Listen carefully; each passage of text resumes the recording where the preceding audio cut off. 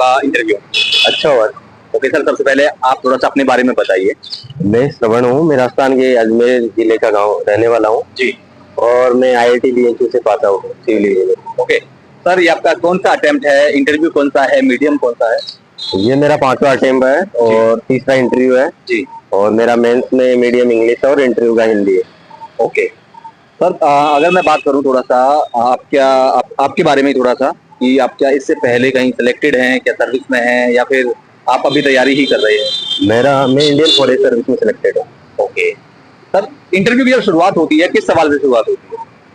शुरुआत मारवाड़ी लैंग्वेज से होती है कि मारवाड़ी लैंग्वेज आपको आती है, ये सब। जी।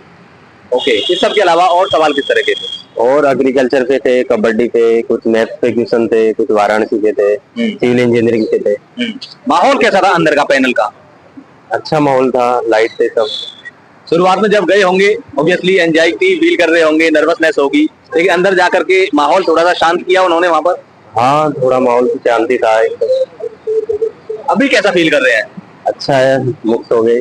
अच्छा, ओवरऑल इंटरव्यू किस पर ज्यादा बेस्ड था, डेफ पर, करंट पर, ऑप्शनल पर, या कहीं और से थे सवाल? डे पर ही था ज्यादातर में।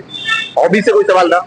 हाँ, कुछ कबड्डी से थे, कुछ मैथ्स टीचिंग से थे। किस तरह के सवाल थे सर, अगर बताना चाहें तो? मैथ्स का डर क्यों रहता है बच्चों में। ओके, इस सब के अलावा कोई सिचुएशन बेस्ड कोई सवाल? एक क्वेश्चन था लेकिन वो मेरे को ज्यादा समझ में आया नहीं। क्या सवाल था?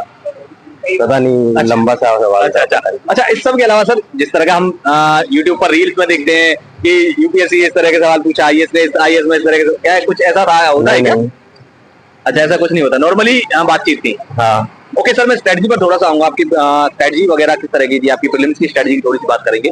किस तरह से जो बच्चे तैयारी करने की शुरुआत करना चाहते हैं, कहाँ से उनको शुरुआत करनी चाहिए?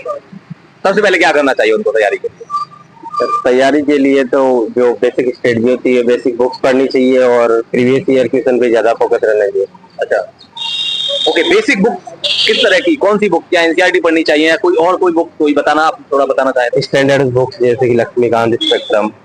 ओके, इस सब के अलावा और कोई आपका रिसोर्सेज वगैरह? अंकर और बाकी PYQ। अच्छा, PYQ।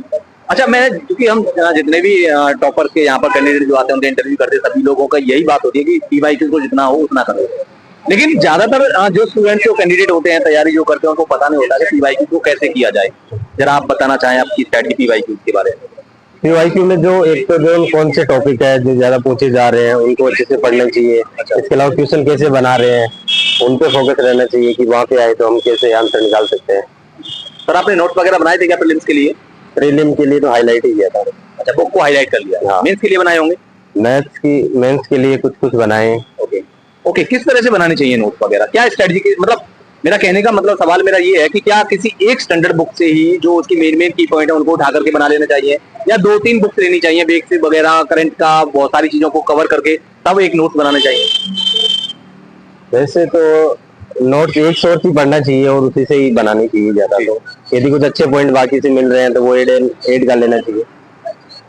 सीसेट वगैरह की क्या अप्रोच होनी चाहिए, क्या स्ट्रेटजी होनी चाहिए? सीसेट के लिए तो PYQ ज्यादा करनी चाहिए और जो बेसिक एरिया है उनमें प्रैक्टिस करनी चाहिए। जैसे कि सीसेट में तीन चार चीजें हैं, कॉम्प्रिहेंशन है, मैथ, रीजनिंग वगैरह। थोड़ा सा टाइम लूंगा, बस मैं आपको ज्यादा टाइम नहीं लूंगा क्योंकि आपको भी देर हो रही है और सर को ऑब्वियसली देर हो रही है, सुबह के आए हुए हैं, तो ज्यादा टाइम नहीं लूंगा, 1-2 मिनट का टाइम और दूंगा। बस मैं आपका आंसर राइटिंग अप्रोच वगैरह पूछूंगा। मैं थोड़ा सा सीसेट का यही जानना चाहूंगा बस कि जो 3-4 पोर्शन होते हैं उसमें किस पर ज्यादा फोकस करनी चाहिए, मतलब एग्जाम के हिसाब से। मेंस में नहीं, सीसेट में। सीसेट में कंप्रिहेंशन पे भी पूरा फोकस रहना चाहिए और बाकी जो पार्ट है तो जो इजी क्वेश्चन है वो सिलेक्ट करके वो सही करने चाहिए बस। और आंसर राइटिंग के लिए क्या अप्रोच होता है? आंसर राइटिंग के लिए PYQ करने चाहिए, 1-2 सिमुलेशन के लिए टेस्ट सीरीज भी ले लेनी चाहिए। तो आंसर राइटिंग बड़ी इंपॉर्टेंट है। क्या टेस्ट सीरीज से फायदा होता है या फिर PYQ को ही टेस्ट सीरीज की तरह कर लेना चाहिए? वो भी करना चाहिए, सिमुलेशन के लिए टेस्ट सीरीज भी जरूरी है। अच्छा, और अप्रोच की थोड़ा सा मैं जानना चाहूंगा कि आंसर राइटिंग की, जैसे कि पॉइंट फॉर्मेट में लिखना चाहिए या फिर डायग्राम्स वगैरह बनाने चाहिए, वहाँ पर फ्लो चार्ट्स वगैरह का इस्तेमाल करना चाहिए क्या? करना चाहिए, पॉइंट फॉर्मेट में और डायग्राम अच्छे रहेंगे, अच्छा प्रेजेंटेशन होगा तो अच्छे मार्क्स मिल सकते हैं। क्या यूपीएससी में 6-7 साल बहुत सारे स्टूडेंट देते हैं, क्या देना चाहिए या फिर 1-2 अटेम्प्ट देकर के प्लान भी होना जरूरी है?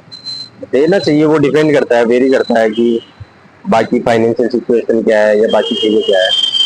लास्ट में क्या कहना चाहेंगे स्टूडेंट को, कैंडिडेट को जो तैयारी करने की शुरुआत करना, मतलब तैयारी करना चाहते हैं या तैयारी कर रहे हैं या आगे अपना 25-26 में अटेम्प्ट ले रहे हैं?